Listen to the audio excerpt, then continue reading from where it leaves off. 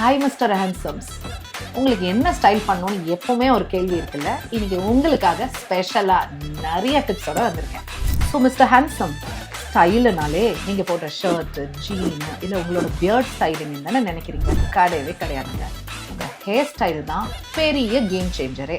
இன்னும் அப்பா அம்மா சொன்ன மாதிரி எண்ணெய் வச்சு ஃப்ளாட்டாக வடுகெடுத்து தலைவாரி ஆஃபீஸ் போயிட்டு இருக்கீங்களா? இங்கே 2005 இல்லை தம்பி, 2026 இருக்கீங்க. நம்ம அப்கிரேட் பண்ண வேண்டிய டைம் வந்தாச்சு.